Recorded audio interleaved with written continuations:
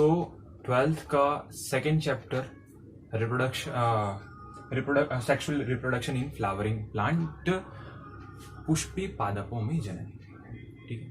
अब जो flowering plants हैं वो क्या है, एंजियोस्पर्म है ना। तो हमको फ्लावरिंग प्लांट्स में हमको रिप्रोडक्शन देखना है। अब मैं आपको कुछ बातें बताता हूँ कि जो एक पौधे का जो पुष्प होता है वो केवल 60 जो सजावट के लिए हम जो यूज़ करते हैं, भगवान में चढ़ाते हैं और विभिन्न कार्यों में लेते हैं, उसके अलावा वो एक पौधे का सबसे महत्वपूर्ण भाग है। क्योंकि पुष्प के पास वो क्षमता है कि वो एक नए पौधे को जन्म दे सकता है। पुष्प ही ऐसे अंगों को धारण करता है जो गैमेट प्रोड्यूस करेंगे। पुष्प में ही मेल पार्ट होता है और फीमेल पार्ट होता है, मेल पार्ट होता है और फीमेल पार्ट होता है। ठीक है। तो हमको सबसे पहले पुष्पों के भागों को थोड़ा सा पढ़ना पड़ेगा, क्योंकि हमको चैप्टर में घुसने के लिए हमको ये भी पता होना चाहिए पुष्प के कौन से पार्ट है और उसके पूरे चक्र के एक यूनिट को हम क्या बोलेंगे। ठीक है। तो आपको यहाँ पास एक स्ट्रक्चर को एक डायग्राम भी दिख रहा होगा पुष्प का, है ना। एक प्रारूपिक पुष्प का आपको डायग्राम दिख रहा होगा। तो सबसे पहले अपन जो पढ़ेंगे वो है कैलिक्स, है ना। तो कैलिक्स, अब कैलिक्स के बारे में, कैलिक्स को बाह्य दल बोलते हैं, है ना। कैलिक्स के बारे में पढ़ने से पहले मैं आपको कुछ बातें बताता हूँ कि कैलिक्स है क्या। तो कैलिक्स क्या है, सबसे आउटर मोस्ट लेयर है। जो कली अवस्था में ना आपको पुष्प ऐसा ढका मिलता है, तो जो हरा भाग होता है ना, आपने गुलाब का पौधा देखा होगा, गुलाब का फूल देखा होगा कली अवस्था में, तो वो ऐसा होता है। तो उसका जो हरा भाग है ना, जो ग्रीन पार्ट है, वो होता है कैलिक्स। उस पूरे चक्र को कैलिक्स बोलते हैं। उस पूरे चक्र को आप क्या बोलेंगे, कैलिक्स बोलेंगे। और उसके एक यूनिट को आप सेपल बोलेंगे, है ना। पूरा चक्र क्या है, कैलिक्स है, और उसके एक यूनिट को आप क्या बोलेंगे, सेपल बोलेंगे। एक यूनिट को आप सेपल बोलेंगे। ठीक है ना। जो कि हरी पत्तियों की तरह आपको प्रतीत होगा और कली अवस्था में वो पुष्प की रक्षा करता है। तो मैं क्या बोला कि हिंदी में इसको अपन बाह्य दल बोलेंगे। हिंदी में अपन क्या बोलेंगे, इसको बाह्य दल बोलेंगे, है ना। हिंदी में बाह्य दल बोलेंगे। ठीक है ना। तो सबसे आउटर मोस्ट लेयर है, क्या है ये, सबसे आउटर मोस्ट लेयर है, सबसे आउटर मोस्ट चक्र है, लिखना चाहिए, है ना। लेयर या चक्र है, चक्र होता है ना, चक्र लिखना। आउटर मोस्ट चक्र है जो कि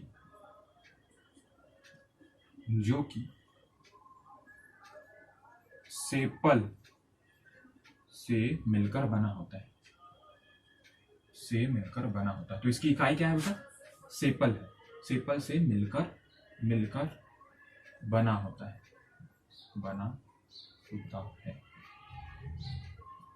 है ना। सेपल से मिलकर बना होता है। ठीक है। डायग्राम को भी ध्यान में देना पड़ेगा, है ना। और क्या कि कली अवस्था में पुष्प की रक्षा करता है। जब बड़ होता है पुष्प तो कलिका अवस्था में या फिर कली अवस्था में, है ना, कलिका अवस्था में या फिर कली अवस्था में पुष्प की रक्षा करता है। कली अवस्था में पुष्प की रक्षा करता है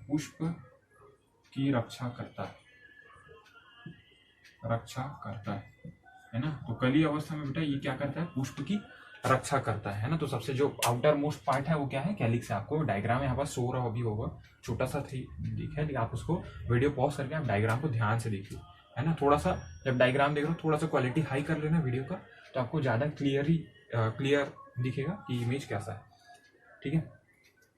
अब ये तो हो गया कि कैलिक्स हमने पढ़ लिया। कैलिक्स को अपन क्या बोलेंगे, कैलिक्स को अपन बाह्य दल बोलेंगे, है ना। जो कि आउटर मोस्ट क्या है, चक्र है पुष्प का आउटर मोस्ट चक्र है जो सेपल से बना होता है, जिसकी इकाई क्या है, सेपल है।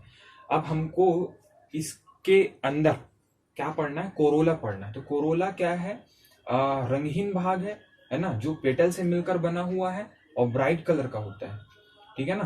तो अपन इसके बाद क्या पढ़ेंगे, इसके बाद अपन पढ़ेंगे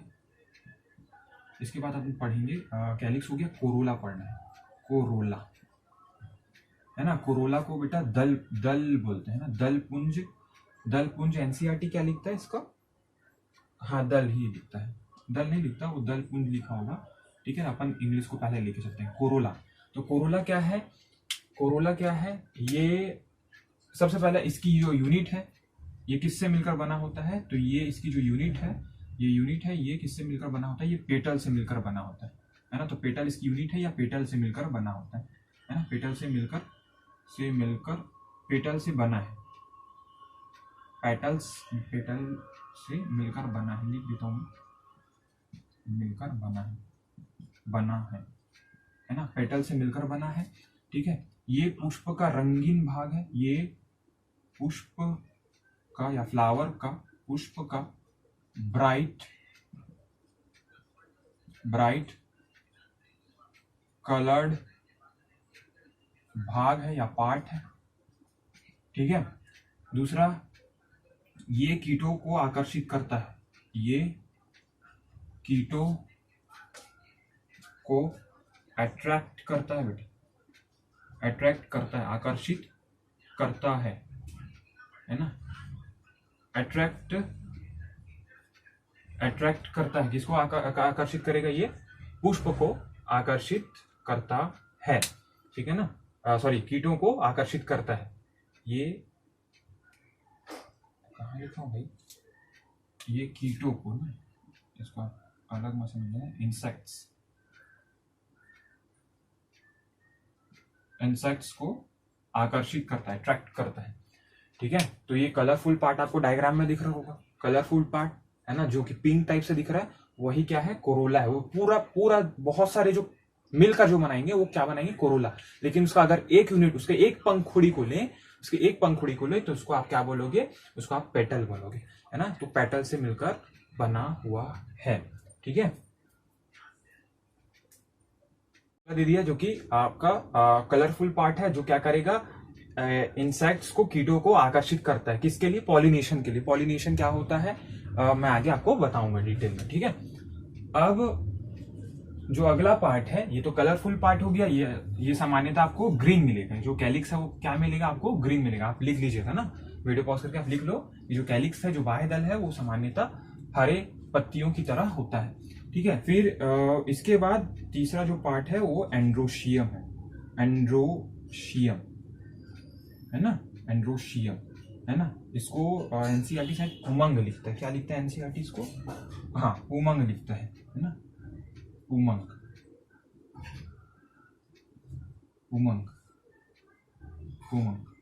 ठीक है। तो एंड्रोशियम किससे, ये क्या है, ये फ्लावर का यानी पुष्प का, फ्लावर का मेल रिप्रोडक्टिव पार्ट है, मेल रिप्रोडक्टिव, आप लिख लीजिए, पार्ट है ना। किससे मिलकर बना होता है, यानी इसकी यूनिट क्या है, इसकी एक यूनिट को आप बोलेंगे स्टेमेन, इसकी एक यूनिट को आप क्या बोलेंगे, स्टेमेन यानी पुंग कैसा दिखता है ना एनसीईआरटी, इसको स्टेमेन आप याद रखिए, है ना। शायद इसका वो नहीं दिया होगा, हाँ पुंग कैंसर दिखता है ना,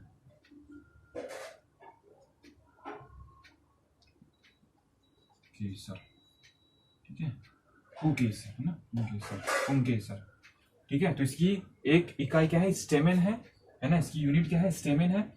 और इसके कितने भाग होते हैं, तो इसके दो भाग होते हैं, इसके दो पार्ट होते हैं, स्टेमेन के दो पार्ट होंगे, यहाँ बस लिख देते हैं कि स्टेमेन के दो पार्ट होते हैं, स्टेमेन के दो पार्ट होते हैं, है ना, दो पार्ट होते हैं, दो पार्ट होते हैं। पहला क्या होगा,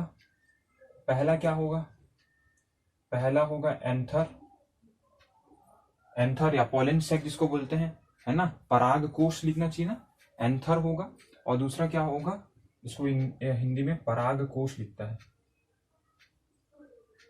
पराग कोश, और जो दूसरा है वो क्या होगा, फिलामेंट होगा। फिलामेंट, फिलामेंट यानी क्या, तंतु लिख देते हैं हिंदी में, है ना, फिलामेंट होगा। तो देखो आपको एंथर दिख रहा होगा, एंथर थोड़ा सा गोल्ड स्ट्रक्चर फूला हुआ, है ना, और जो उसका जो स्टॉक है उसका जिससे वो लटका हुआ है ना, उसको आप क्या बोलेंगे, फिलामेंट बोलेंगे। ठीक है, तो स्टेमेन के दो पार्ट हो गए, एक एंथर हो गया सबसे ऊपर वाला पार्ट, और जो जिससे जुड़ा हुआ है वो क्या है, फिलामेंट यानी पुंकेसर है। ठीक है, अब आपको नीचे लिखूंगा तो आएगा क्या, देखो तो आ जाएगा। ठीक है, इस पार्ट को अलग करते हैं, है ना, इस पार्ट को थोड़ा सा अलग कर देते हैं। अब जो लास्ट पार्ट है वो है गाइनोशियम, है ना, गाइनोशियम यानी स्त्री केसर, है ना, गाइनोशियम यानी स्त्री केसर, गाइनोशियम यानी स्त्री केसर, है ना। तो ये क्या है, फीमेल रिप्रोडक्टिव पार्ट है ना, ये क्या था, ये मेल रिप्रोडक्टिव पार्ट था। मेल रिप्रोडक्टिव पार्ट का रिप्रेजेंटेशन ऐसा होता है, ठीक है, और ये फीमेल रिप्रोडक्टिव पार्ट है ना, ये क्या है, फीमेल फ्लावर का फीमेल रिप्रोडक्टिव पार्ट है, फीमेल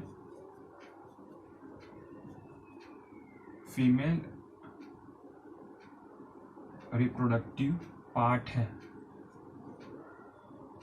फीमेल रिप्रोडक्टिव क्या है, पार्ट है ना, भाग है। और क्या, इसकी यूनिट क्या है बेटा, इसकी यूनिट है, इसकी यूनिट को आप क्या बोलेंगे, पिस्टिल बोलेंगे, है ना, इसकी यूनिट को आप क्या बोलेंगे, पिस्टिल। इस हिंदी में स्त्री केसर लिखता है ना, इसको हिंदी में क्या लिखा है, इसको कार्पेल से मिलकर बना होता है ना, हाँ, कार्पेल या पिस्टिल एक ही चीज है ना, तो पिस्टिल या फिर या कार्पेल लिख दो, है ना, कार्पेल, है ना, तो पिस्टिल या कार्पेल इसकी क्या है, यूनिट है ना। इसमें 3 पार्ट होते हैं, इसके 3 पार्ट होते हैं, ठीक है, इसके 3 गाइनोशियम मतलब जो पिस्टिल या कार्पेल है, गाइनोशियम या जो पिस्टिल है, इसके 3 पार्ट होते हैं। पहला जो पार्ट होगा उसको आप क्या बोल देंगे, स्टिग्मा बोल देंगे, स्टिग्मा यानी वर्तिकाग्र, स्टिग्मा यानी वर्तिकाग्र आप लिख लेना बेटा, थोड़ा जगह की कमी है इसलिए दिक्कत है ना। उसके बाद आएगा स्टाइल, और स्टाइल के बाद लास्ट में जो पार्ट होगा वो है ओवरी, जिसके अंदर आपको क्या मिलेगा, ओव्यूल देखने को मिलेगा। तो वर्तिकाग्र, उसके बाद वर्तिका, उसके बाद ओवरी को अंडाशय बोलेंगे, ओवरी को अंडाशय बोलेंगे। तो गाइनोशियम के मतलब कार्पेल या पिस्टिल के 3 पार्ट, स्टिग्मा, स्टाइल और ओवरी, स्टिग्मा, स्टाइल और ओवरी। ठीक है, तो ये हो गया 4 पार्ट हो गया फ्लावर के, जो आपको जानकारी होनी चाहिए इस चैप्टर को पढ़ने से पहले, क्योंकि आपको फ्लावर के पार्ट की अगर जानकारी नहीं है तो थोड़ा सा चीजें कॉम्प्लिकेटेड होने लगती है। ठीक है, तो ये हो गया। अब जो आप डायग्राम है इसको आप ध्यान से देख लीजिए, है ना, डायग्राम बहुत ज्यादा इंपॉर्टेंट है। ठीक है ना, आपको दिख रहा होगा कि कौन सा आपको क्या दिख रहा होगा, सबसे पहला तो सेपल दिख रहा होगा, जो ग्रीन वाला जो पार्ट है वो क्या है, सेपल है ना। फिर उसके बाद आपको जो बड़ा बड़ा पिंक टाइप का जो कलर दिख रहा है वो क्या है, वो क्या है, कोरोला है ना। मैं पहला क्या बोला, सेपल बोला ना, कैलिक्स है वो, हाँ ठीक है, मतलब एक यूनिट की इकाई को उसको सेपल बोलेंगे, या फिर बाह्यदल जो हरा पार्ट है, पुष्प की कली अवस्था में रक्षा करेगा। उसके बाद जो कलर्ड पार्ट है ना, जो रंगीन भाग है, उसको आप क्या बोलेंगे, कोरोला या फिर पेटल बोलेंगे, जो कि क्या करेगा, कीटों को आकर्षित करेगा, है ना, इंसेक्ट को आकर्षित करता है। उसके बाद एंड्रोशियम आप देख रहे होगे, है ना, एक स्टॉक से जुड़ा हुआ है, ऊपर थोड़ा सा आपको क्या दिख रहा होगा, एंथर दिख रहा होगा, फूला हुआ भाग दिख रहा होगा। ठीक है, फिर उसके बाद गाइनोशियम देख रहे होगे, गाइनोशियम में सबसे ऊपर एक ऐसा स्ट्रक्चर दिख रहा होगा, जिसको आप क्या बोलेंगे, बोलेंगे आप उसको स्टिग्मा बोलेंगे। उसके बाद जो स्टॉक टाइप का जो स्ट्रक्चर है उसको आप क्या बोलेंगे, स्टाइल बोलेंगे या वर्तिका। और जो सबसे फूला हुआ भाग है उसको आप क्या बोलेंगे, ओवरी बोलेंगे। ओवरी के अंदर क्या है बेटा, ओव्यूल है ना, ओवरी के अंदर क्या है, बीजांड है, ओव्यूल है।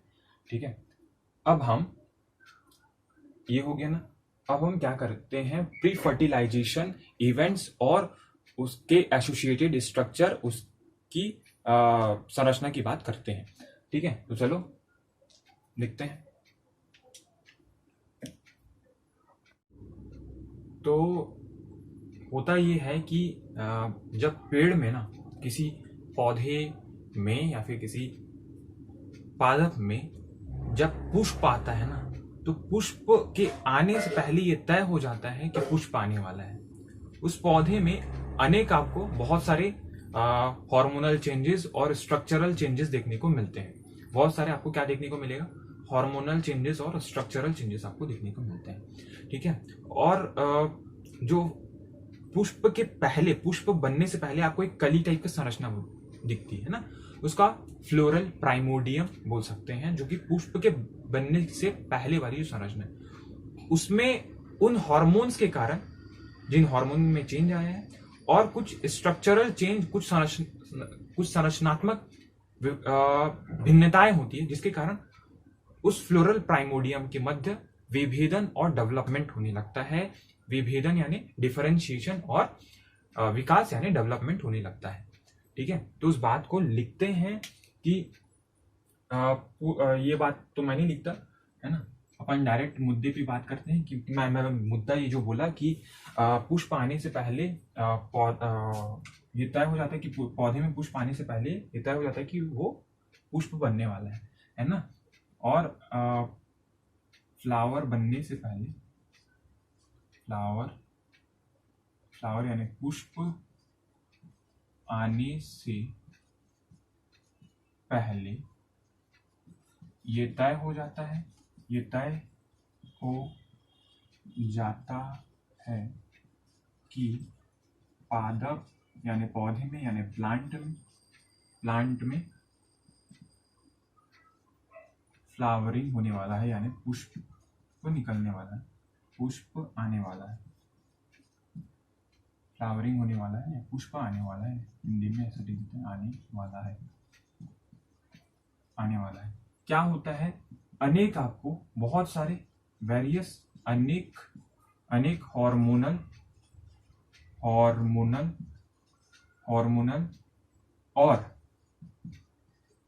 और स्ट्रक्चरल, हार्मोनल को तो हार्मोनल ही बोलेंगे हिंदी में, स्ट्रक्चरल को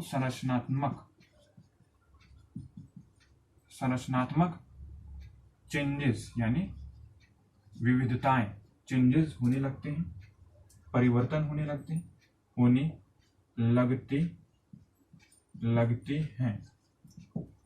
तो अनेक हार्मोनल और स्ट्रक्चरल चेंजेस होने लगते हैं। किसमें होगा ये हार्मोनल और स्ट्रक्चरल चेंजेस? फ्लोरल प्राइमोडियम में, फ्लोरल प्राइमोडियम हिंदी में शायद इसका एनसीईआरटी को दिया है क्या इसका हिंदी? Floral primordium. ठीक है ना। आप इसको इसी को पढ़ो कि जिसके फलस्वरूप है ना अनेक हार्मोनल और स्ट्रक्चरल चेंजेस होने लगते हैं पादप के उस कली वाले अवस्था में, जिसके फलस्वरूप फ्लोरल प्राइमोडियम बनता है, फ्लोरल प्राइमोडियम बनता है ना। जिसमें क्या होगा? फ्लोरल प्राइमोडियम बनता है, जिसमें क्या होगा? ये जो हार्मोनल और स्ट्रक्चरल चेंजेस हैं, स्ट्रक्चरल चेंजेस के कारण इसमें क्या होगा? इसमें डिफरेंशिएशन होता है, इसमें विभेदन होगा, डिफरेंशिएशन। फ्लोरल प्राइमोडियम में क्या होगा? डिफरेंशिएशन होगा यानी विभेदन होगा, है ना। विभेदन और विकास होता है यानी डेवलपमेंट होने लगता है। फ्लोरल प्राइमोडियम में विकास और डेवलपमेंट होने लगता है ना, होता है, डेवलपमेंट होता है। ठीक है ना। तो फ्लोरल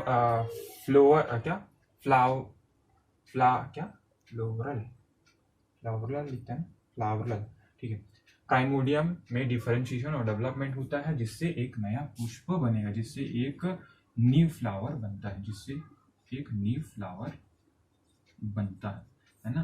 तो अनेक हार्मोनल और स्ट्रक्चरल चेंजेस होते हैं उस पादप में, जिसके फलस्वरूप एक फ्लोरल प्राइमोडियम बनता है। उस फ्लोरल प्राइमोडियम में डिफरेंशिएशन और डेवलपमेंट चालू हो जाता है, उसमें विभेदन और विकास चालू हो जाता है, जिसके फलस्वरूप हमको एक नया पुष्प, एक नया पुष्प, एक नया फ्लावर आपको दिखना मिलता है। किसमें होगा? डिफरेंशिएशन और development floral primordium, floral floral ना, फ्लोरल प्राइमोडियम, ठीक है।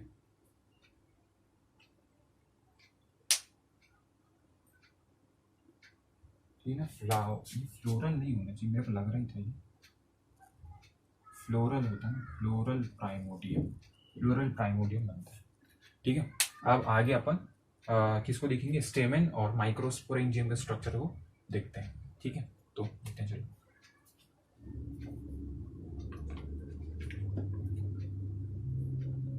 तो अब हम मेल फ्लावर के मेल रिप्रोडक्टिव पार्ट का एनसीईआरटी के लेवल पर जानकारी लेते हैं, ठीक है। आपको ये जो साइड में जो दिख रहा है ये एनसीईआरटी का डायग्राम है, ठीक है।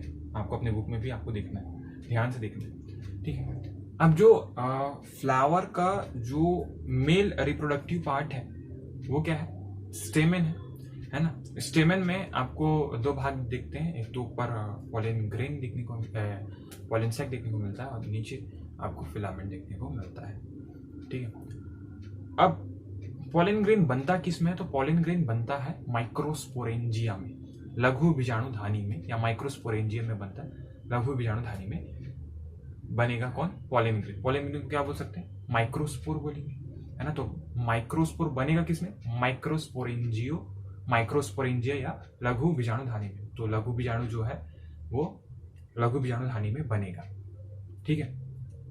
तो एनसीईआरटी में ये लिखा है stamen, microsporangium and pollen grain के स्ट्रक्चर को हमको देखना है। तो जो स्टेमेन है, स्टेमेन इसमें दो पार्ट है, एक फिलामेंट है और एक एंथर है। स्टेमेन में दो पार्ट है, एक फिलामेंट है और एक एंथर है। फिलामेंट का समीपस्थ छोर, जो फिलामेंट का जो नीचे वाला जो पार्ट दिख रहा है ना, ये आपको जो पार्ट दिख रहा होगा एनसीईआरटी में, वो फ्लावर के थैलेमस से यानी पुष्पासन से जुड़ा होता है। थैलेमस या पुष्पासन से जुड़ा होगा, पुष्पासन या फिर वो पेटल दल पुंज से भी जुड़ा हो सकता है ना, दल पुंज से भी हो, या फिर पंखुड़ी से जुड़ा हो सकता है, ऐसा एनसीईआरटी में लिखा है, से जुड़ा होता है। अब क्या होती है, अलग अलग स्पीसीज में, स्टेमेन तो बहुत सारे हो सकते हैं, तो अलग अलग स्पीसीज में, अलग अलग प्लांट की स्पीसीज में जो स्टेमेन की जो संख्या है वो अलग अलग होती है। एनसीईआरटी में दूसरा लाइन की है, तो यही चीज को लिखा कि जो स्टेमेन की जो संख्या है, स्टेमेन की जो संख्या है वो अलग अलग स्पीसीज में अलग अलग हो सकती है, अलग अलग स्पीसीज में अलग अलग हो सकती है, ठीक है। अब आप देख रहे होंगे कि जो स्टेमेन है ना, जो स्टेमेन है, जो पुंकेसर है, वो एक बाइलोब्ड स्ट्रक्चर है। सॉरी, स्टेमेन नहीं, मतलब जो एंथर है वो एक बाइलोब्ड स्ट्रक्चर। आपको दो लोब दिख रहे होंगे, है ना, एक नया डायग्राम दिख रहा होगा, एक इधर वाला लोब और एक इधर वाला लोब, है ना, एक ये वाला लोब और एक ये वाला लोब। तो आपको दो लोब दिख रहे होंगे, है ना। तो आप क्या बोल सकते हैं कि जो एंथर है एंजियोस्पर्म का, वो साधारणतः सामान्यतः बाइलोब्ड होता है। बाइलोब, एक वो ये वाला लोब और एक वो वाला लोब, है ना, बाइलोब्ड होगा। दूसरा कि आपको प्रत्येक लोब पर गोल गोल सा माइक्रोस्पोरेंजिया या लघु बीजाणुधानी आपको दिख रहा होगा। लघु बीजाणुधानी है, माइक्रोस्पोरेंजिया आपको दिख रहा होगा, है ना। उसी में बीजाणु जनन उत्तक है ना, बीजाणु जन उत्तक है। उसी में क्या है, जनरेटिव सेल है, या फिर जनरेटिव सेल नहीं, आप क्या बोलना चाहिए, माइक्रोस्पोर मदर सेल है, जो आगे मियोसिस करेगा और पॉलन ग्रेन को बनाएगा, ठीक है।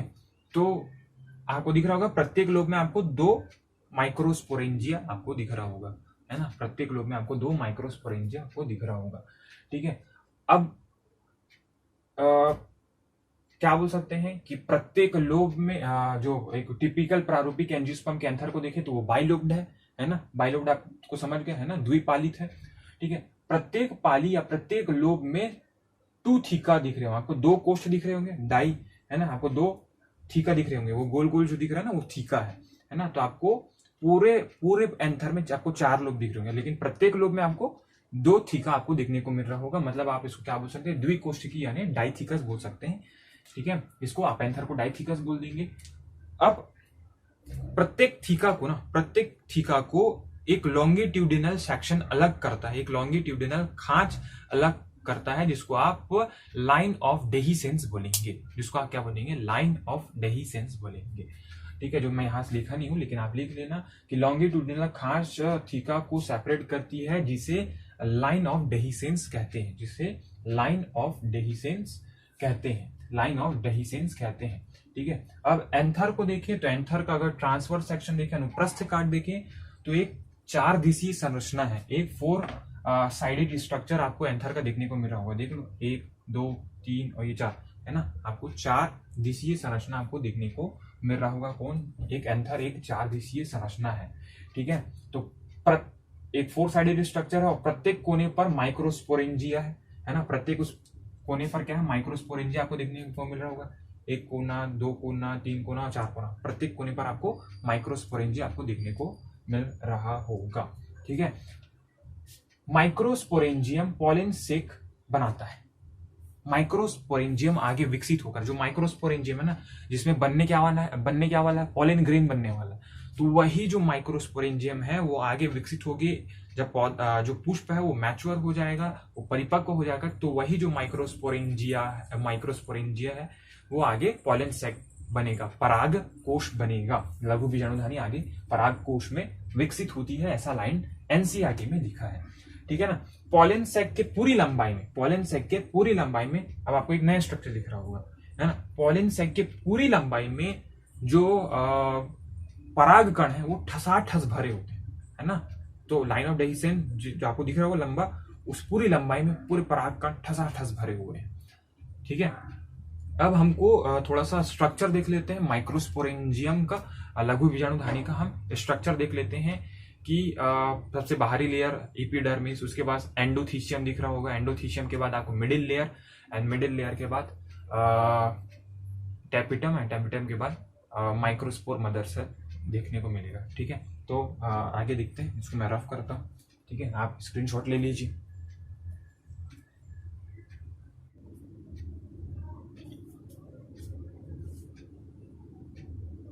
अब हम लघु बीजाणुधानी की संरचना की बात करते हैं। तो आपको जो साइड में जो स्ट्रक्चर दिख रहा होगा, है ना, एनसीईआरटी का ही वो डायग्राम है। ठीक है, तो एनसीईआरटी का ही वो डायग्राम है, तो मैं आगे आपको बात दिखाता हूँ। ठीक है, कि जो सबसे पहला लेयर आपको जो दिख रहा है वो है एपिडर्मिस का लेयर, है ना। तो जो माइक्रोस्पोरेंजिया है, जो लघु बीजाणुधानी की जो संरचना है ना, वो एक सर्कुलर क्या है, उसमें एक आउटलाइनिंग है, एक वृत्तीय आउटलाइन आपको देखने को मिलता है। तो सबसे जो बाहरी संरचना है आपको जो दिख रहा होगा डायग्राम में, जो सबसे बाहरी संरचना क्या है, एपिडर्मिस है। सबसे बाहरी संरचना एपिडर्मिस है। बेटा आप हिंदी वाले अगर ज्यादा अच्छा होगा कि इसको इंग्लिश में ही याद रखें। तो सबसे जो बाहरी संरचना है वो एपिडर्मिस है, सबसे बाहरी संरचना आपको एपिडर्मिस देखने को मिल रहा है। फिर आपको जो सेकंड जो स्ट्रक्चर है, जो द्वितीय संरचना है, जो 2 से 3 लेयर का आपको देखने को मिल रहा है, वो है एंडोथीशियम। एपिडर्मिस आपको सिंगल लेयर दिख रहा होगा, और जो अंदर वाला लेयर है उसका आप क्या बोलेंगे, एंडोथीशियम बोलेंगे, है ना, थीशियम, एंडोथीशियम बोलेंगे।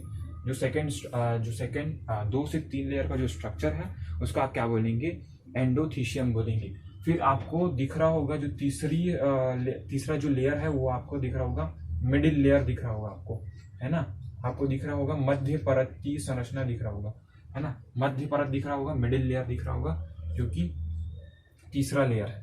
जो चौथा लेयर है, जो सेकंड इनर मोस्ट लेयर है, उसको आप बोलेंगे टैपिटम बोलेंगे, है ना, टैपिटम, हिंदी में भी टैपिटम ही बोलते हैं।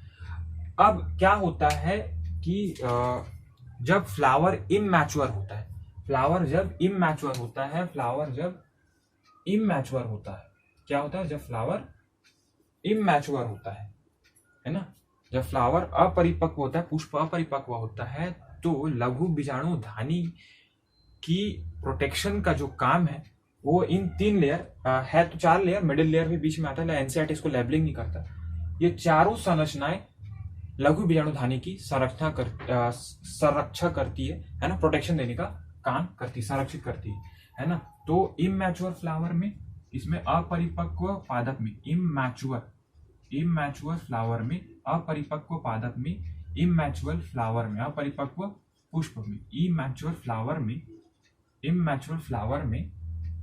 में ये 3 लेयर है ना, ये 3 लेयर लिखता है एनसीईआरटी, अपन 4 लेयर लिख देते हैं। ये 3 लेयर एनसीईआरटी के अनुसार ही चलते हैं। 3 लेयर कौन कौन, एपिडर्मिस, एंडोडर्मिस, मिडिल लेयर को नहीं लिख रहा है वो, बट मिडिल लेयर भी आता है ना। ये परतें लिख देता हूं अपन ये परतें लिख देते हैं। ये परतें संरक्षण लघु बीजाणुधानी की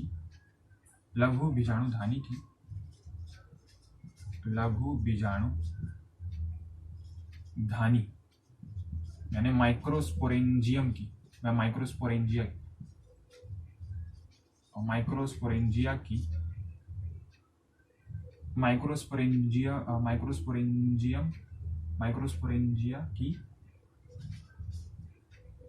माइक्रोस्पोरेंजिया को प्रोटेक्शन देती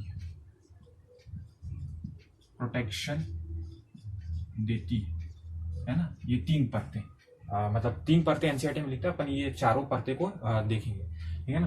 तो ये 4 परतें क्या करेगी, जब जो पुष्प है वो जब क्या है वो परिपक्व है, तब ये जो परतें हैं वो उस लघु बीजाणुधानी को क्या देगी, प्रोटेक्शन का काम करेगी, संरक्षण का काम करेगी, है ना, प्रोटेक्शन देगी उसको। अभी जो इनर मोस्ट लेयर है बेटा, ये जो इनर मोस्ट लेयर है टैपिटम, इसकी बात करते हैं, है ना। तो जो टैपिटम है ये सबसे इनर मोस्ट लेयर है ना। टैपिटम क्या है, सबसे इनर मोस्ट लेयर है। इसकी एक खास बात क्या है कि ये डेवलपिंग पॉलिन ग्रेन को, जो विकासशील पॉलिन ग्रेन है ना,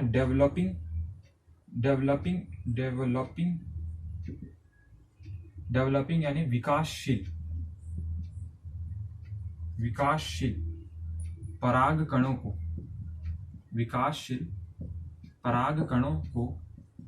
को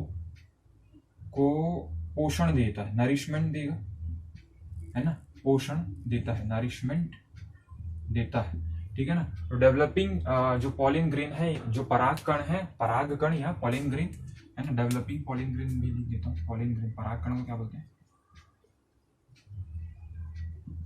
पॉलिन ग्रेन। तो ये डेवलपिंग पॉलिन ग्रेन है क्या बेटा, पॉलिन ग्रेन ही माइक्रोस्पोर है, लघु बीजाणु है ना। तो डेवलपिंग पॉलिन ग्रेन को क्या करती है, ये पोषण देगी, है ना, जो इनर मोस्ट लेयर है वो, और डेवलपिंग पॉलिन ग्रेन को क्या देगी, वो क्या देगी, क्या बोलना चाहिए, नरिशमेंट देगी या फिर पोषण देने का काम करती है ना। तो दूसरी बड़ी बात कि जो टैपिटम की जो लेयर है बेटा, है ना, टैपिटम की लेयर, जो टैपिटम की जो कोशिकाएं होती है, टैपिटम की कोशिकाएं की जो सेल्स है, टैपिटम की सेल्स सघनी यानी डेंस साइटोप्लाज्म और एक से अधिक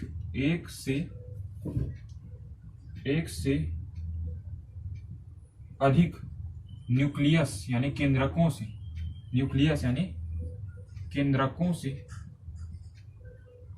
से युक्त होती है। तो इसकी जो सेल्स है ना, उसमें डेंस साइटोप्लाज्म होगा और एक से ज्यादा आपको न्यूक्लियस देखने को मिलता है, आपको एक से ज्यादा केंद्रक देखने को मिलता है। किसमें देखने को मिलेगा, टैपिटम की जो सेल्स है, जिसमें जो कोशिकाएं हैं, उसमें आपको सघन जीवद्रव्य यानी सघन साइटोप्लाज्म और एक से अधिक आपको क्या देखने को मिलेगा, न्यूक्लियस देखने को मिलेगा, केंद्रक देखने को मिलेगा, ठीक है ना। तो ये चीज एनसीईआरटी में दिया हुआ है, ठीक है। तो ये है। अब जो सबसे इनर लेयर है ना, 5वीं लेयर की मैं बात करूं, जो सबसे इनर लेयर है, वो सबसे इनर लेयर है क्या, स्पोरोजीनस टिश्यू, है ना,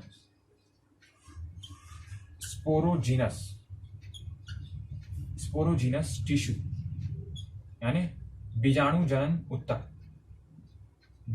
उत्तक या स्पोरोजीनस टिश्यू, ये सबसे इनर मोस्ट लेयर है ना। सजातीय कोशिकाओं का समूह होता है, ये क्या होती है, सजातीय कोशिकाओं का समूह, यही तो माइक्रोस्पोरेंजिया है ना। तो मतलब यही जो स्पोरोजीनस टिश्यू है, यही माइक्रोस्पोर को बनाएगा, यही लघु बीजाणु को बनाएगा, है ना। तो स्पोरोजीनस टिश्यू बीजाणु जन उत्तक लिखता है, इसका हिंदी भी लिख देते हैं, बीजाणु जन ऊतक, है ना, बीजाणु जन ऊतक। तो मैं क्या बोल रहा था कि सबसे आंतरिक परत है ना, सबसे इनर लेयर है ना, सबसे inner layer, inner most layer होगा ये, inner most layer, inner most layer, है ना। ये जो तीन परतें, ये इमैच्योर फ्लावर में आपको क्या करेगा, स्पोरोजिनस टिश्यू यानी बीजाणुजन ऊतकों को क्या देगा, ये प्रोटेक्शन देगा। ये जो 3 लेयर है या जो 4 लेयर है वो प्रोटेक्शन देने का काम करता है। सबसे इनर मोस्ट लेयर है। दूसरा क्या कि सजातीय कोशिकाओं का समूह होता है यानी होमोलोगस, होमोलोगस सेल्स का ग्रुप है, होमोलोगस सेल्स का ग्रुप होता है, सजातीय कोशिकाओं का समूह होता है ना। यही आगे जाके स्पोरोजिनस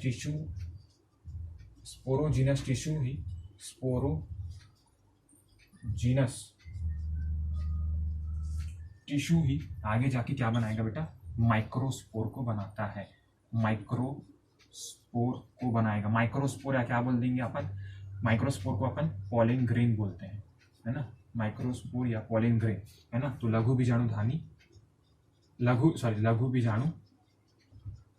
बीजाणु या फिर परागकण।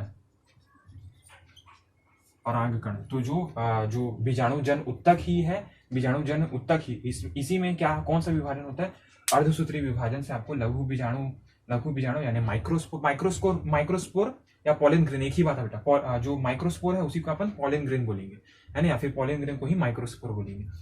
तो जो स्पोरोजीनस टिश्यू है, जो बीजाणुजन ऊतक है, वही आगे अर्धसूत्री विभाजन करके माइक्रोस्पोर बनाता है या पॉलिन ग्रेन बनाता है, ठीक है ना। ये जो स्ट्रक्चर आपको दिख रहा होगा इसको आप ध्यान से देख लीजिए, ठीक है, और स्क्रीनशॉट ले लो कि माइक्रोस्पोर मदर सेल, है ना, या फिर स्पोरोजीनस टिश्यू जिसको आप बोल रहे थे, स्पोरोजीनस टिश्यू, है ना, या फिर बीजाणुजन ऊतक, है ना। इसी को आप क्या बोल सकते हैं, माइक्रोस्पोर मदर सेल भी बोल सकते हैं बेटा। क्या बोल सकते हैं इसको, और क्या बोल सकते हैं, माइक्रोस्पोर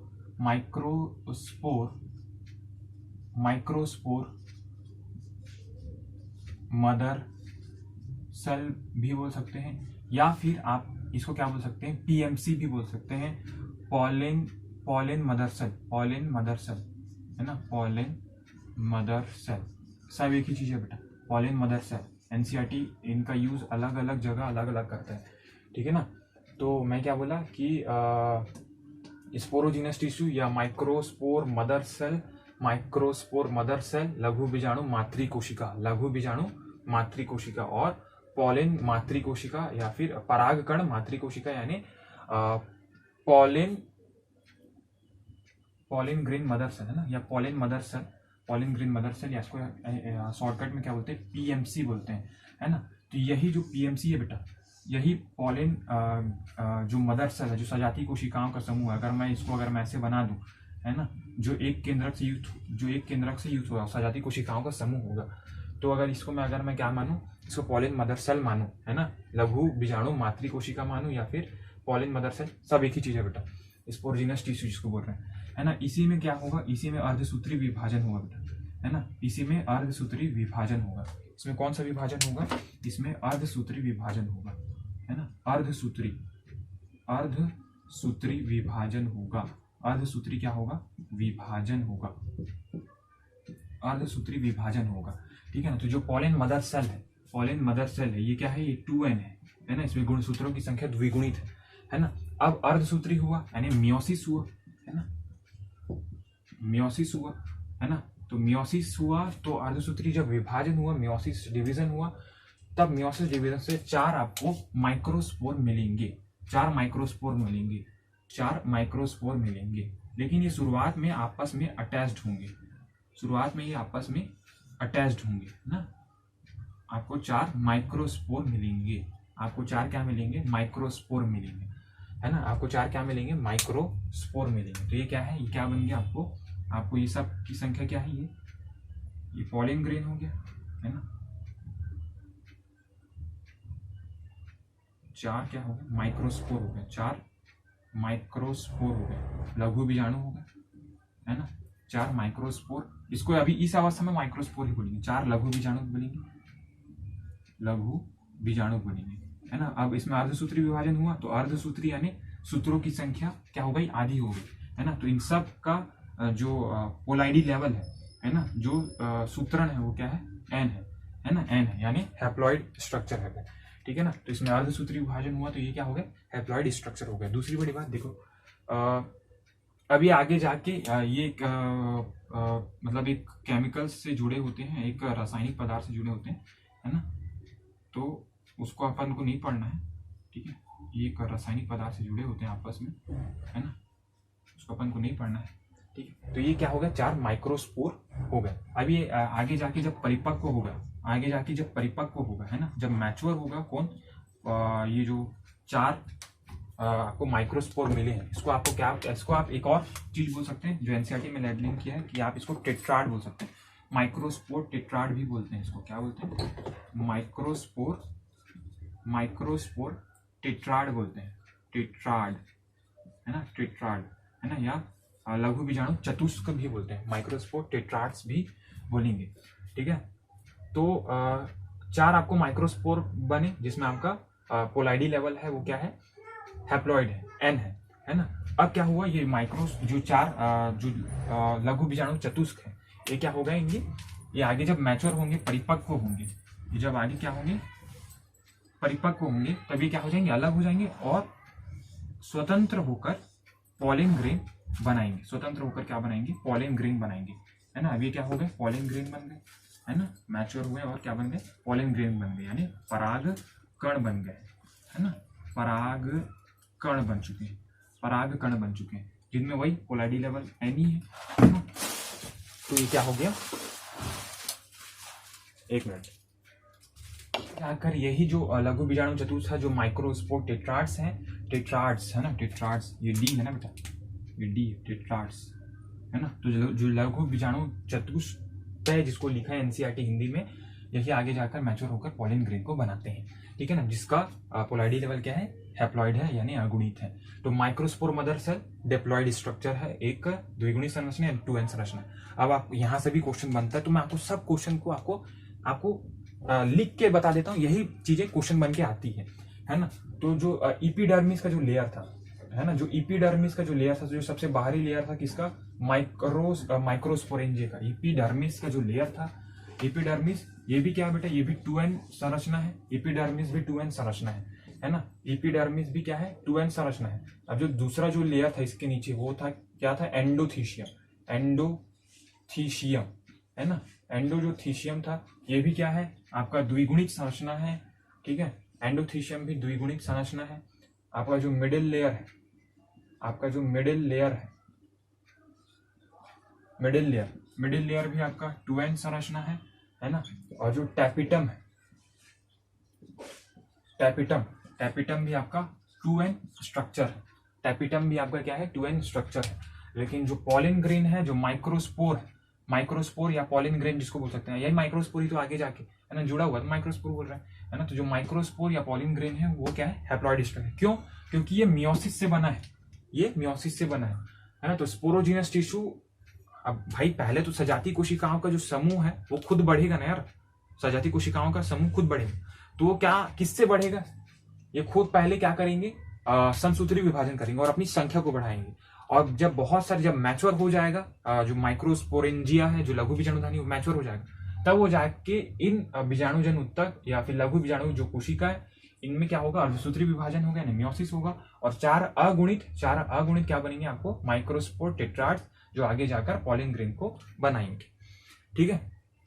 अब आगे अपन पॉलिन ग्रेन के स्ट्रक्चर की बात करते हैं, ठीक है। तो इतना समझ लो कि जो पॉलिन ग्रेन का जो आउटर मोस्ट लेयर है, आप उसको एक्साइन बोलेंगे, आप उसको क्या बोलेंगे, एक्साइन बोलेंगे। अब वो जो एक्साइन है ना, वो स्पोरोपोलिनिन का बना हुआ है। स्पोरोपोलिनिन एक रासायनिक पदार्थ है, एक ऐसा कार्बनिक पदार्थ है जिसको कोई भी एंजाइम अभी तक डाइजेस्ट नहीं कर पाया है, निम्नीकृत नहीं कर सका है ना, डिग्रेड नहीं कर सका है।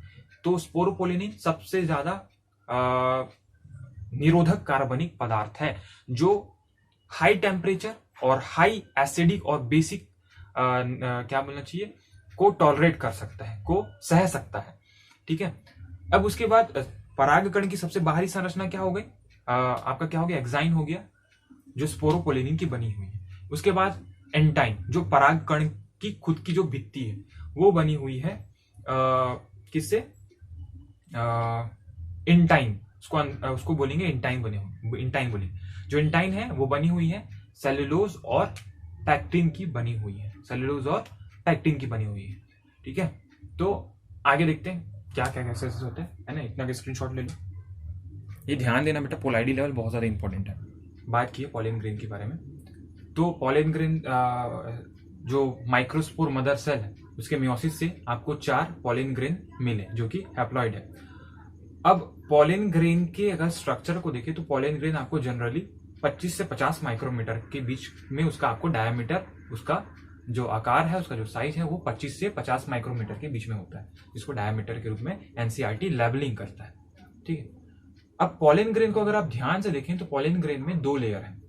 जो आउटर मोस्ट लेयर है उसको एनसीईआरटी एक्साइन बोलता है, जो आपको दिख रहा होगा, और जो इनर मोस्ट लेयर है उसको इंटाइन बोलते हैं। जो इनर लेयर है उसको क्या बोलेंगे, इंटाइन बोलेंगे, अंतःचोल बोलता है। ठीक है, तो क्या बोल रहा था मैं कि जो पॉलन ग्रेन है ना, कौन सा, जो पॉलन ग्रेन है, पॉलन ग्रेन, तो सबसे पहली बात पॉलन ग्रेन में एक बहुत महत्वपूर्ण बात क्या है कि पॉलन ग्रेन मेल गैमेटोफाइट का प्रतिनिधित्व करेगा। Pollen grain male gametophyte, male gametophyte का प्रतिनिधित्व करता है ना। तो मेल गैमेटोफाइट का प्रतिनिधित्व कौन करेगा, पॉलन ग्रेन करेगा। ठीक है, तो पॉलन ग्रेन किसका करेगा, मेल गैमेटोफाइट का प्रतिनिधित्व करता है। ठीक है, पॉलन ग्रेन जनरली क्या होता है, गोलाकार होगा, है ना, सर्कुलर होगा, है ना, सर्कुलर होगा, गोलाकार होगा, है ना, गोलाकार होता है, और जो इसका जो डायमीटर है, एनसीईआरटी में लेबलिंग करके दिया है, डायमीटर कितना होता है, 25 से 50 माइक्रोमीटर, 25 से 50 माइक्रोमीटर के बीच इसका साइज होगा, 25 से 50 माइक्रोमीटर के बीच इसका साइज होगा। ठीक है, अब जब आप पॉलन ग्रेन को देखते हैं, अगर मैं यहाँ पर रफली बनाने की कोशिश करूं, पॉलन ग्रेन को जब आप देखते हैं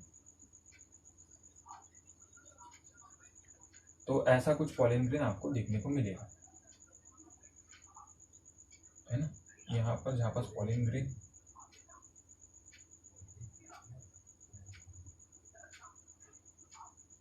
ठीक है, तो पॉलन ग्रेन का ये जो आउटर लेयर है ना, इसको आप क्या बोलेंगे, एक्साइन बोलेंगे। जो आउटर लेयर है इसको आप एक्साइन बोलेंगे, और जो इनर लेयर है इसको आप एंटाइन बोलेंगे, इनर लेयर को एंटाइन बोलेंगे। ठीक है, तो मैं क्या बोला कि जो आउटर लेयर है, जो आउटर लेयर है वो क्या है, वो है एक्साइन है, आउटर लेयर एक्साइन है, जो कि स्पोरोपोलेनिन से बना हुआ है, जो कि स्पोरोपोलेनिन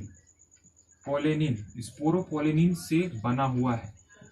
अब एक खास बात क्या है, जो कि स्पोरोपोलेनिन से बना हुआ है, ये एक असतत परत है ना, नॉन कंटिन्यूअस लेयर है ना, असतत परत होगी। एक्साइन की जो परत है वो असतत परत होती है, ठीक है ना। दूसरी बड़ी बात कि ये जो एक्साइन है, जो स्पोरोपोलेनिन से बना हुआ है।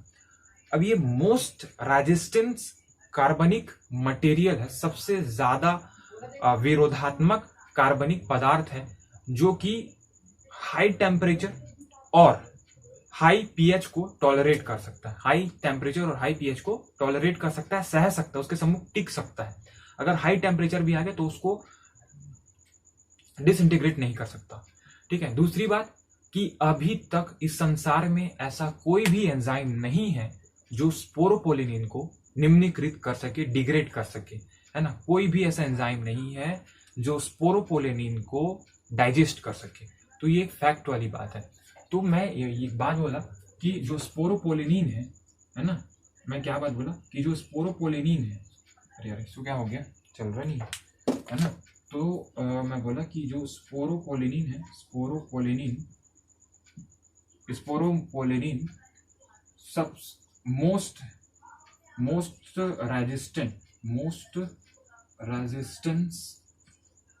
रेजिस्टेंस कार्बनिक मटेरियल है। कार्बनिक मटेरियल ही लिखता है ना एनसीईआरटी, इसको मोस्ट रेजिस्ट ऑर्गेनिक मटेरियल लिखना चाहिए। Organic material, most resistance organic material, most organic material है। तो मोस्ट रेजिस्टेंस ऑर्गेनिक मटेरियल क्या है आपका स्पोरोपोलिनिन, मोस्ट रेजिस्टेंस कार्बनिक मटेरियल है ना।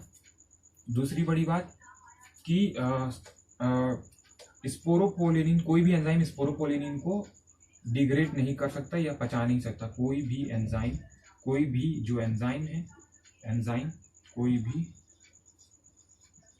एंजाइम स्पोरोपोलिनिन को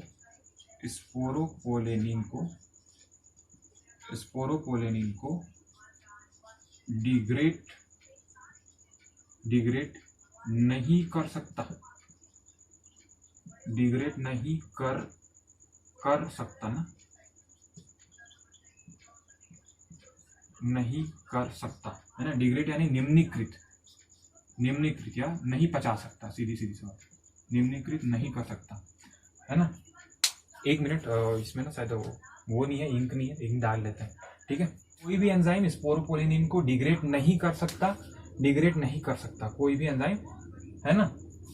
और कोई दूसरा कि इसी के कारण, स्पोरोपोलिनिन के कारण ही, स्पोरोपोलिनिन के कारण ही ये हाई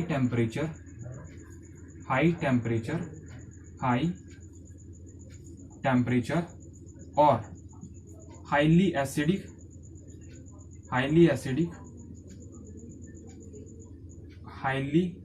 एसिड और बेस के सम्मुख टिक सकता है, को टॉलरेट कर सकता है या उसके सम्मुख टिक सकता है ना, टिक सकता है ना।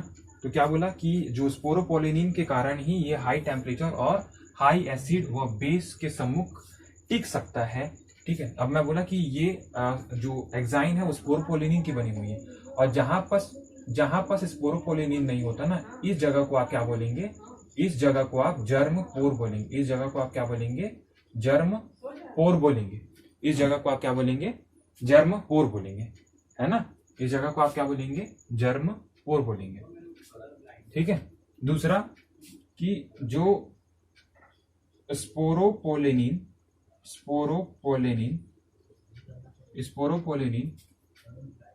जहां नहीं होती, स्पोरोपोलिनिन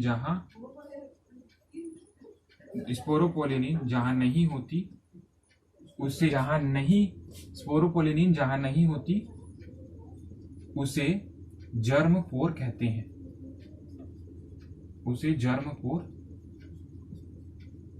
कहते हैं, यानी जनन छिद्र कहते हैं। जहां स्पोरोपोलिनिन नहीं पाया जाता उसे जर्म पोर कहते हैं। स्पोरोपोलिनिन के कारण ही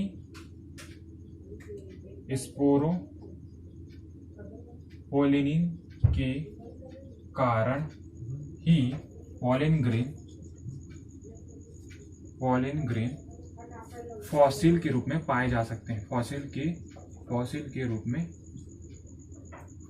में पाए जाते हैं, या फॉसिल के रूप में रह सकते हैं, है ना। जीवाश्म के रूप में संरक्षित रह सकते हैं या जीवित रह सकते हैं, ठीक है। तो ये हो गया, जो कुल बातें हो गई वो आउटर लेयर यानी एग्जाइन के लिए हो गई। ये जो बातें जो हुई अभी तक वो किसके लिए हुआ, एग्जाइन के लिए हुआ, है ना। अब एंटाइन के लिए बात कर लेते हैं कि एंटाइन किनसे बना हुआ है। एंटाइन एक क्या बोलते हैं, कंटिन्यूअस स्ट्रक्चर है जो सेल्यूलोज और पैक्टिन का बना हुआ है, ठीक है। तो देखते हैं एंटाइन के बारे में।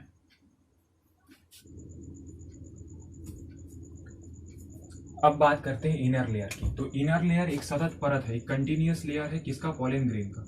एक कंटिन्यूअस लेयर है, एक कंटिन्यूअस लेयर है, कौन, सतत परत है, एक कंटिन्यूअस लेयर है इसका, पॉलन ग्रेन का। ठीक है, किससे बना हुआ है, ये सेल्यूलोज, जो इनर लेयर है ना, इनर लेयर को क्या बोलते हैं, ये सतत परत है जिसे इंटाइन कहते हैं, लिख दो, है ना, जिसे इंटाइन यानी अंतःचूल लिखता है, अंतःचूल कहते हैं, है ना। बाह्य चूल यानी एक्साइन होता है। तो ये सेलुलोज व पेक्टिन का बना है, सेलुलोज व पेक्टिन का बना है। वहां किससे बना था, एक्साइन, स्पोरोपोलेनिन से। सेलुलोज और पेक्टिन से बना है, सेलुलोज और पेक्टिन से बना है, सेलुलोज और पेक्टिन से बना हुआ है। ठीक है, और क्या, और क्या, बस इसमें इतनी ही बातें हैं। ठीक है, इसमें इतनी ही बातें हैं। अब जब आप 60% एंजियोस्पर्म, 60% जब आप एंजियोस्पर्म प्लांट्स के पॉलन ग्रेन को देखते हैं, जब वो झड़ता है, पॉलिनेशन होता है, 60% एंजियोस्पर्म प्लांट में जो पॉलन ग्रेन है वो 2 सेल स्टेज में झड़ेगा, 2 सेल स्टेज में झड़ता है। और 40% जो रेस्ट, जो 40% जो बचे उसमें 3 सेल स्टेज में वो झड़ेगा, 3 सेल स्टेज में झड़ता है। लास्ट में जाके सभी 3 सेल स्टेज में ही आते हैं, लेकिन जो 60% है उसमें 2 सेल स्टेज में झड़ता है, लेकिन लास्ट में आके 3 सेल स्टेज में आना ही है, में झड़ते हैं, है ना, में झड़ते हैं। अब देखते हैं कि ये क्या बोलना चाह रहा है। जैसे कि अगर आप पॉलन ग्रेन को देखें ना, है ना, अब मैं अगर यहाँ पास पॉलन ग्रेन को बना दूं, ये एक पॉलन ग्रेन है, ये एक पॉलन ग्रेन है। अब इसमें एक स्पेशल टाइप माइटोसिस होगा, माइटोसिस होता है ना, समसूत्री विभाजन होगा, है ना। पॉलन ग्रेन क्या है, हैप्लॉइड है। अब इसमें एक विशेष टाइप का क्या होगा, माइटोसिस होगा, माइटोसिस यानी समसूत्री विभाजन होगा, और अनइक्वल सेल बनेंगे। एक स्पिंडल लाइक, एक तरकुनुमा सेल बनेगा छोटा सा, और एक बड़ा सा जो कि एक इररेगुलर न्यूक्लियस को धारण किया होगा, है ना। तो ऊपर वाला जो सेल बना इसको आप वेजिटेटिव सेल बोलेंगे, ऊपर वाले सेल को वेजिटेटिव सेल बोलेंगे, यानी कायिक कोशिका बोलेंगे, कायिक कोशिका बोलेंगे, है ना। वेजिटेटिव सेल या कायिक कोशिका, इसको नीचे में लिख देते हैं, इसको कायिक कोशिका बोलेंगे, वेजिटेटिव सेल या कायिक कोशिका बोलेंगे। और नीचे वाले सेल को आप जेनरेटिव सेल बोलेंगे, जेनरेटिव सेल बोलेंगे, यानी जनन कोशिका, जनन कोशिका बोलेंगे। ठीक है, दोनों का पोलैरिटी लेवल n है, यहाँ पास भी n है। ठीक है, अब जो वेजिटेटिव सेल है, वेजिटेटिव सेल सबसे पहला, इसमें इसका जो न्यूक्लियस है वो इररेगुलर यानी अनियमित आकार का, इररेगुलर लार्ज न्यूक्लियस होगा, अनियमित बड़े आकार का न्यूक्लियस है, अनियमित बड़े आकार का क्या है, केंद्रक है। ठीक है, दूसरा इसमें क्या है, घना, ये फूड रिजर्व करके रखता है, खाद्य पदार्थ को रिजर्व करके रखेगा, संरक्षित करके फूड रिजर्व करता है या फिर संरक्षित रखता है। ठीक है ना। जनरेटिव सेल क्या होता है, जनरेटिव सेल के बारे में खास बात कि ये स्पिंडल शेप होता है, ये स्पिंडल शेप्ड होता है यानी तरकु आकृति, है ना, तरकु आकृति। एनसीईआरटी में लेबलिंग किया है, ध्यान देना है, तरकु आकृति का होता है ना, तरकु आकृति का होता है, स्पिंडल शेप होता है। ठीक है, और एक ही केंद्रक होगा, है ना, इसमें नॉर्मल छोटा सा केंद्रक होता है। ठीक है, तो इसमें एक छोटा सा केंद्रक आपको देखने को मिलेगा। ठीक है, अब बहुत सारे जो पॉलन ग्रेन है, बहुत सारे जो पॉलन ग्रेन है वो बहुत सारे स्पीसीज, प्लांट की स्पीसीज के जो पॉलन ग्रेन है वो एलर्जी पैदा करते हैं, है ना। वो एलर्जी क्या हो सकता है, वो क्रोनिक रेस्पिरेटरी डिसऑर्डर बन सकता है, एक चिरकालिक श्वसन रोग बन सकता है, जैसे आपका अस्थमा हो गया, ब्रोंकाइटिस हो गया, जो एनसीईआरटी में लिखा है। मैं यहाँ लिखूंगा नहीं इसको, है ना, एनसीईआरटी में लिखा है। तो पॉलन ग्रेन एलर्जी का भी कारण बन सकते हैं। अब क्या होता है, पश्चिमी देश जो वेस्टर्न जो कंट्रीज है वहां से आने वाला जो वीट्स है, जो गेहूं है, उसके साथ आयत में, है ना, जब ट्रांसपोर्ट होता है, इंपोर्ट होता है, तो पार्थेनियम, है ना, इसको गाजर घास बोलते हैं, है ना, गाजर घास बोलते हैं हिंदी में। तो पार्थेनियम एक पॉलन ग्रेन है जिसकी उपस्थिति ना बहुत ज्यादा हो गई है, सर्वव्यापक हो गई है, और यही जो पार्थेनियम है वो पॉलन ग्रेन का एलर्जी का कारण है।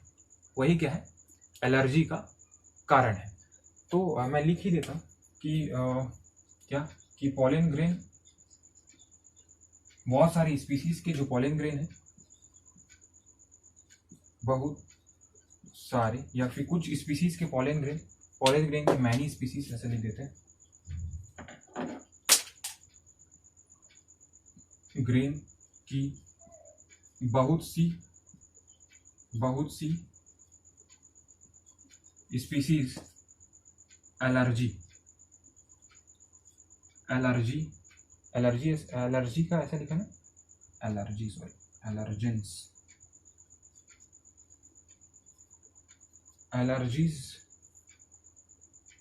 और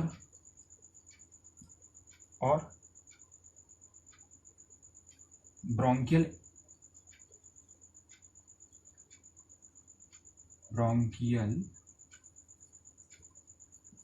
एप्लीकेशन, यानी श्वसनीय वेदा पैदा करती है ना, जैसे, है ना, जो क्रोनिक रेस्पिरेटरी या फिर ब्रोंकियल एप्लीकेशन पैदा करती है, जो क्रोनिक, जो चिरकालिक रूप के रूप में होती है, जो क्रोनिक रेस्पिरेटरी डिसीज बन सकती है, रेस्पिरेटरी TRORY ना, रेस्पिरेटरी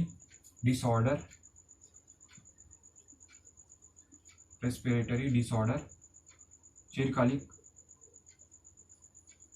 क्या लिखा कि पॉलन ग्रेन की बहुत सी स्पीसीज एलर्जी और ब्रोंकियल एम्प्लीकेशन पैदा करती है, जो क्रोनिक रेस्पिरेटरी डिसऑर्डर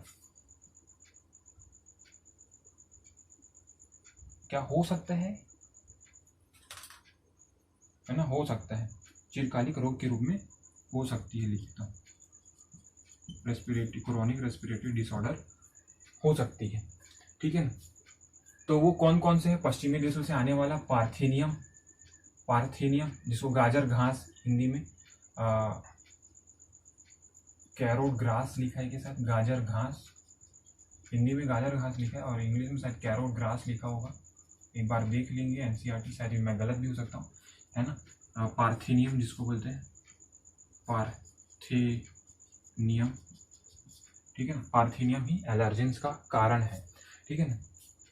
अब क्या होती है, अभी कुछ देशों में जो पॉलन ग्रेन्स है उसको फूड सप्लीमेंट के रूप में घोड़ों और जो भी एथलेटिक्स हैं, जो एथलेटिक में है, वो जो खिलाड़ी हैं वो फूड सप्लीमेंट के रूप में लेते हैं, क्योंकि ये बहुत ज़्यादा नरिशमेंट बोलना चाहिए, न्यूट्रिशन से भरपूर होता है ना, बहुत ज़्यादा पोषण से युक्त होता है। तो पॉलन ग्रेन को फूड सप्लीमेंट के रूप में भी लेते हैं, ठीक है ना। तो वो आप एक बार देखिएगा, एनसीईआरटी में लास्ट में लिखा, जो उतना इंपॉर्टेंट नहीं है लेकिन लेते हैं, ठीक है। तो ये क्या करता है, ये कार्य दक्षता यानी जो वर्क इफिशियंसी है ना, और उनको शक्ति प्रदान करता है, बहुत ज़्यादा अच्छा फूड सप्लीमेंट माना जाता है पॉलन ग्रेन। इसका सिरप और टैबलेट भी आता है, ठीक है। तो ये चीज़ें हैं, ठीक है। तो ये पहला लेक्चर हो गया। अब आगे हम आपको मेगास्पोर के बारे में बताएंगे नेक्स्ट लेक्चर में, ठीक है। तब तक के लिए मिलते हैं, बाय बाय। और अच्छे से पढ़ते रहिए, लेक्चर और नोट्स जरूर बनाइए। ठीक है, बाय बाय।